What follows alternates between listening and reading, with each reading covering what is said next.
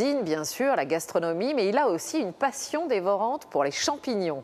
Il arpente les bois depuis qu'il a 5 ans dans sa Haute-Loire natale et il a essaimé sa carte de cèpes, de girolles, de morilles ou de mousserons.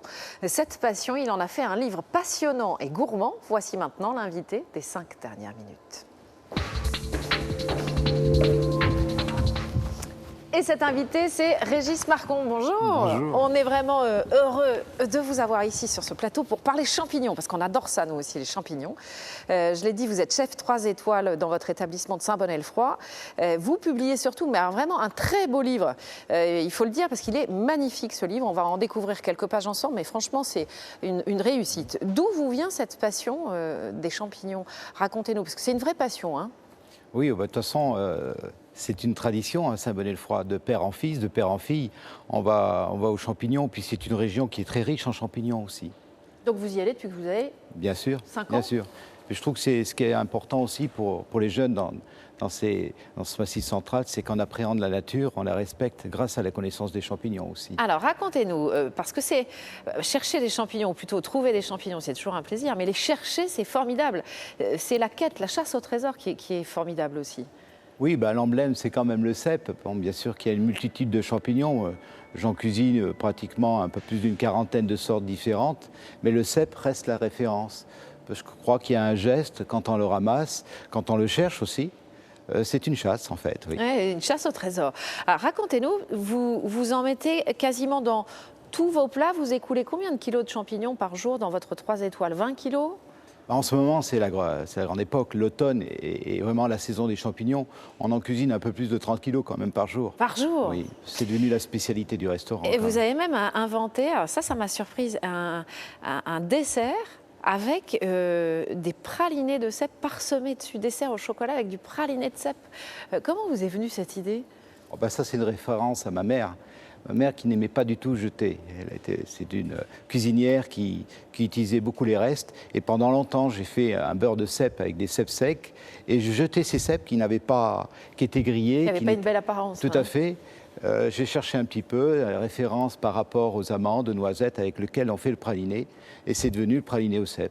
Alors, dans le livre, on va parler de ce livre qui est très très beau. Il y a d'abord une première partie sur les champignons en eux-mêmes. Pour tous ceux qui ne connaissent pas les champignons, c'est très bien parce qu'on les découvre et en plus avec de très belles photos, donc on les reconnaît. Et puis, il y a aussi une partie sur les techniques de préparation. Moi, j'avais jamais vu ça dans un livre en fait. Et c'est très simple, c'est très accessible. C'est un peu comme le champignon. On a envie de le partager. Et je crois que l'expérience que j'ai en matière de champignons avec mes collègues, on a envie vraiment de le partager. Et j'ai voulu que ce livre soit accessible à tous. C'est-à-dire qu'il y a des recettes phares, bien sûr, du restaurant, mais il y a aussi toutes les techniques. Et surtout, répondre aux questions du lecteur.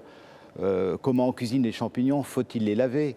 Faut-il les brosser? Faut-il les éplucher? Vous les lavez, vous les brossez? Quelles sont les parties consommables? Ça dépend tout des récoltes. Ah, oui. Moi, je dis qu'un champignon qui est sale, il faut le laver, bien entendu. Il y a les recettes aussi.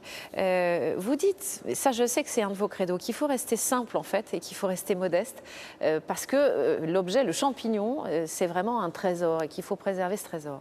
Tout à fait, je crois que le champignon demande à rester simple parce qu'il faut le rétrocéder son goût. C'est important, on goûte tel champignon. On respecte la beauté du bien produit. Bien sûr, il a un goût particulier. Vous avez des champignons qui ont le goût du coco, il y en a qui ont le goût de l'amande, vous avez des champignons qui ont le goût d'ail, vous avez des différents parfums dans ces champignons. C'est ce qui en fait vraiment cette richesse et il faut rester simple avant tout dans cette cuisine. Pour tous ceux qui vont trouver des cèpes là ce week-end, parce que je pense qu'il y a beaucoup de gens qui vont aller aux Ouais, champignons ce week-end. Moi je vais y aller aussi d'ailleurs. Donnez-nous une idée de recette à la fois simple mais originale pour cuisiner les cèpes. Les cèpes, moi j'aime bien les garder entiers. En fait, juste peut-être couper au milieu. Vous mettez une petite tranche de lard. J'ai vu qu'il y avait un reportage sur le cochon là qui était très intéressant. Ouais. Je les mets enroulés dans la feuille de châtaignier. On a pas mal de châtaigniers chez nous. Ah oui. Dans une petite cocotte. Un petit peu de vin blanc pour amener un peu d'acidité, pour contrebalancer un peu ce parfum du champignon. Vous le couvrez au four pendant 15 à 20 minutes. Et vous finissez par une huile d'olive ou du beurre, suivant votre choix.